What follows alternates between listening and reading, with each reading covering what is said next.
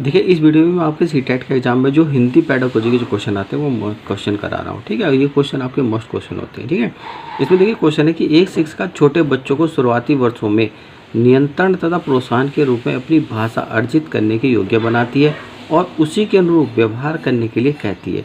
वे का अनुगमन कर रही है, यानी शिक्षिका किस चीज़ का अनुगमन कर रही है।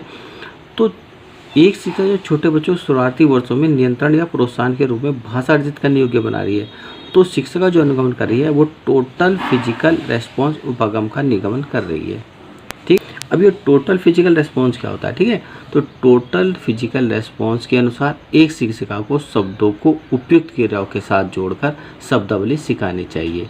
ठीक है, इससे क्या होगा कि इससे बच्चे जल्दी से जल्दी अपने आदेशों का जवाब दे सकेंगे और साथ ही साथ टोटल फिजिकल रेस्पॉन्स उपगम से क्या होता है कि ये विधि बच्चों के मोटर कौशल का उपयोग करने का सबसे अच्छा तरीका होती है। ठीक है, तो इसलिए आपका आंसर क्या हो जाएगा, बी आंसर आपका हो जाएगा।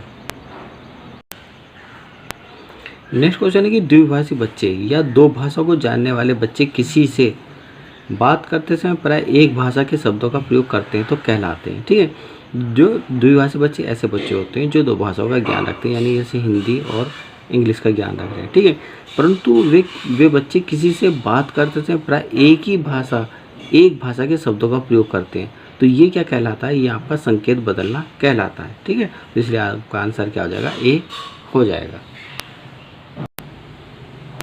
नेक्स्ट क्वेश्चन है कि पढ़ते समय विवरण, स्थान, नाम, तारीख, समय आदि को खोजना क्या कहलाता है, यानी कौन सा अवबोधन कहलाता है। ठीक है, तो देखिएगा किसी पाठ्य सामग्री से कोई विशेष तथ्य या सूचना प्राप्त करने के लिए या विवरण प्राप्त करने के लिए या स्थान प्राप्त करने के लिए या नाम ज्ञात करने के लिए या तारीख या समय आदि को खोजना जो कहलाता है वो आपका स्थानीय अवबोधन कहलाता है। ठीक है, स्थानीय अवबोधन को जो आपका गहन पठन भी कहा जाता है, तो इसलिए आपका आंसर क्या हो जाएगा, बी हो जाएगा।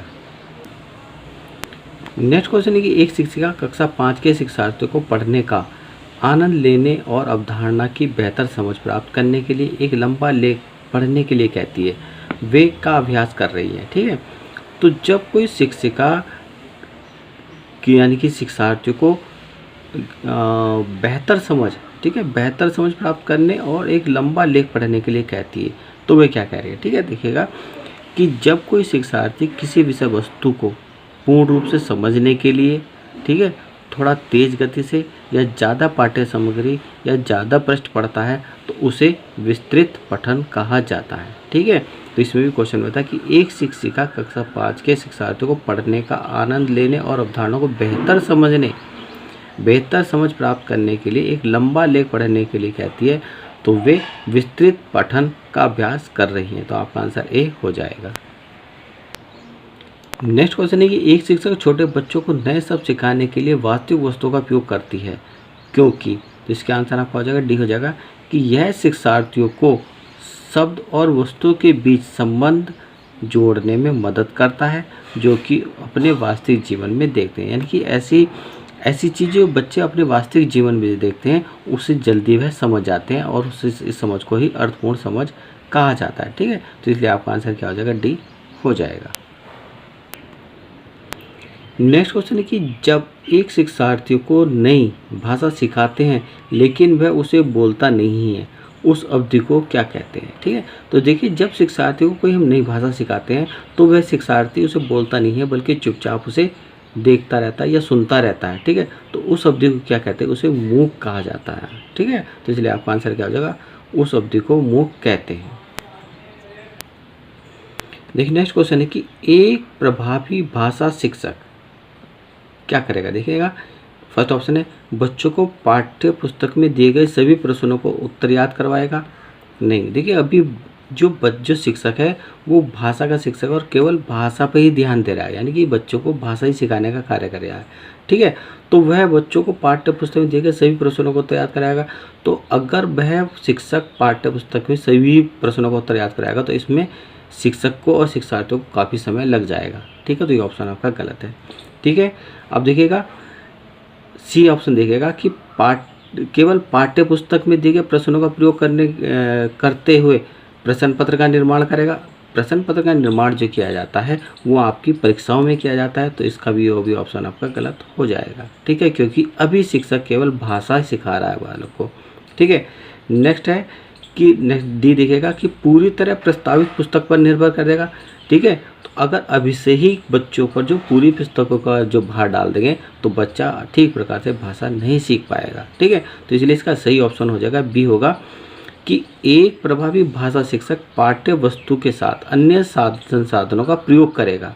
ठीक है, तो जब वो एक भाषा शिक्षक पाठ्य वस्तु यानी कि जो जिस पाठ को पढ़ा रहा है उससे संबंधित वह संसाधनों का प्रयोग करेगा, जिससे क्या होगा, बच्चे शीघ्रता से भाषा को सीख सकेंगे।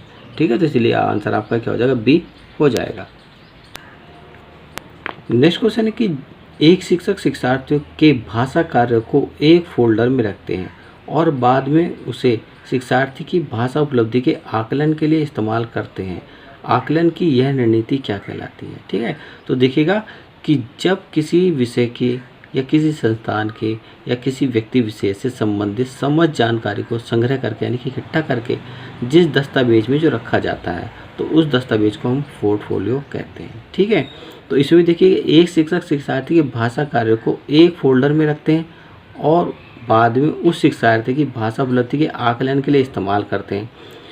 तो आकलन की यह रणनीति क्या कहलाती है, वो आपकी आंसर डी हो जाएगा, पोर्टफोलियो आकलन कहलाता है। यानी कि इसे जो आप पोर्टफोलियो आकलन जो में प्रयोग करेंगे।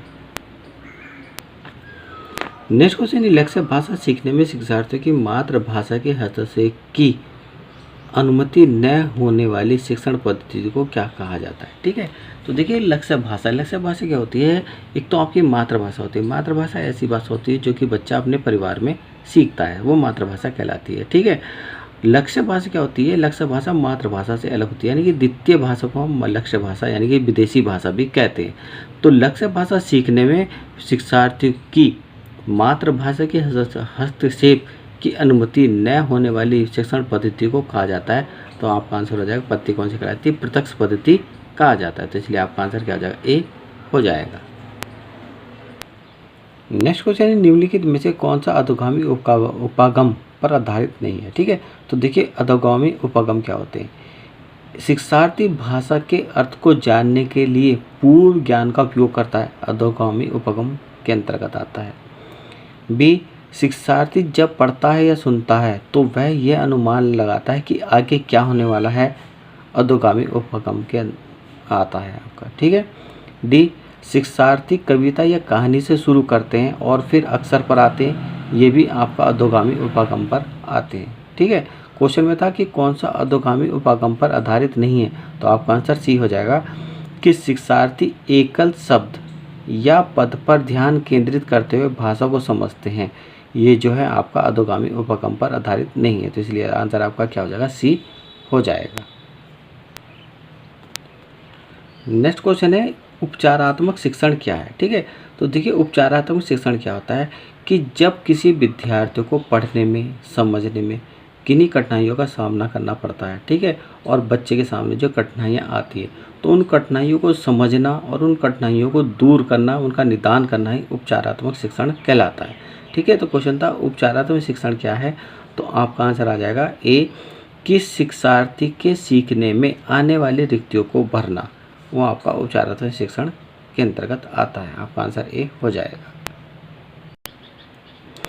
देखिए नेक्स्ट क्वेश्चन है कि सीखने की वह अक्षमता जो हमारे पढ़ने, निर्वाचन करने और अक्षरों, शब्दों एवं संकेतों को समझने की योग्यता को प्रभावित करते हैं, तो कौन सी आपकी अक्षमता कहलाती है। ठीक है, तो देखिए जिसमें बालक जो है पढ़ नहीं पाता है, निर्वचन नहीं कर पाता है, अक्षर, शब्दों एवं संकेतों को समझने की योग्यता से प्रभावित होती है, तो वो जो आपकी जो होती है अक्षमता कहलाती है, वो आपके डिसलेक्सिया कहलाती है आपकी। ठीक है, तो आपका आंसर ए हो जाएगा। अब देखिएगा डिसकैलकुलिया क्या होता है कि डिसकैलकुलिया जो होती है ये आपकी गणना विकार यानी कि अंकगणित संबंधी विकार होता है। इसमें बालक जो अंकों को ठीक प्रकार से पढ़ नहीं पाता, या जोड़ नहीं पाता, या घटा नहीं पाता है, यानी कैलकुलेट नहीं कर पाता है, वो डिसकैलकुलिया होता है आपका।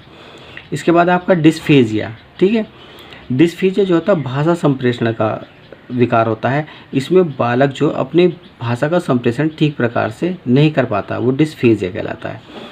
डिस्प्लेक्सिया क्या होता है?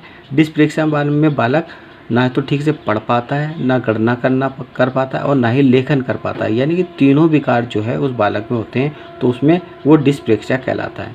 हमारा क्वेश्चन था कि सीखने की वह अक्षमता जो हमारे पढ़ने, निर्वाचन करने और अक्षरों, शब्दों एवं संकेतों को समझने की योग्यता को प्रभावित करती है, वो आपकी डिस्लेक्सिया कहलाती है। तो आपका आंसर ए हो जाएगा। नेक्स्ट क्वेश्चन, निम्नलिखित में से कौन सा भाषा की कक्षा में प्रिंट समृद्ध परिवेश में आता है? ठीक है, तो भाषा की कक्षा में प्रिंट समृद्ध में परिवेश में जो आते हैं वो केवल आपके ऑप्शन ए हो जाएगा।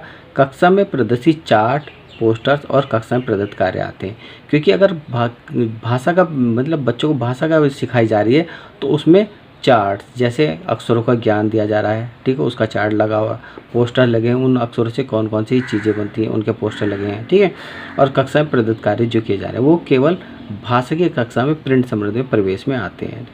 देखिएगा, ये आपके sign board, placards, labels, wrappers आदि ये नहीं आते। ये जब ये आते हैं जब बच्चों से एक्टिविटीज़ कार्य किया जाते हैं, और भाषा कक्षा में एक्टिविटीज़ कार्य नहीं कराए जाते हैं, ठीक है, तो ये नहीं आएगा। कक्षा पुस्तकालय में की अलमारी में रखी हुई पुस्तकें, ये भी इसमें भाषा में नहीं होगा। और इलेक्ट्रॉनिक मीडिया जैसे कि आपकी टीवी, कंप्यूटर, स्मार्टफोन, ये भी आपके नहीं, क्योंकि इनका प्रयोग जो कहता है बड़ी कक्षाओं में किया जाता है, भाषा कक्षा में नहीं किया जाता। तो इसलिए इसका आंसर आपका ए ही हो जाएगा कि निम्नलिखित में से कौन सा भाषा की कक्षा में प्रिंट समृद्ध परिवेश में आता है। तो आपका ए आंसर हो जाएगा कक्षा में प्रदर्शित चार्ट, पोस्टर्स कक्षा के प्रदत्त कार्य, ये आपका आंसर ए हो जाएगा। देखिए, नेक्स्ट क्वेश्चन है कि प्रथम पीढ़ी के शिक्षार्थी वे हैं जो, ठीक है, तो देखिए प्रथम पीढ़ी के शिक्षार्थी वे शिक्षार्थी होते हैं जो अपने परिवार में सबसे पहले विद्यालय में शिक्षा ग्रहण करने के लिए आते हैं, यानी कि उनसे पहले कोई भी व्यक्ति उनके परिवार में शिक्षा ग्रहण करने के लिए विद्यालय में नहीं आया हो, ठीक है, वो पहली बार अपने परिवार के सदस्य जो शिक्षा में विद्यालय में शिक्षा ग्रहण करने के लिए आए हैं वो आपके प्रथम पीढ़ी के शिक्षार्थी कहलाते हैं, ठीक है। तो क्वेश्चन था कि प्रथम पीढ़ी के शिक्षार्थी वे हैं जो अपने परिवार में सबसे पहले विद्यालय गए, वो आपका आंसर ए हो जाएगा। तो देखिएगा, सीटेट के एग्ज़ाम में जो आपके हिंदी के जो पेडागोजी के जो क्वेश्चन आते हैं वो मैंने आपको क्वेश्चन कराए हैं, और अगर आपको मेरी वीडियो अच्छी लगी तो मेरे चैनल को सब्सक्राइब जरूर कीजिएगा।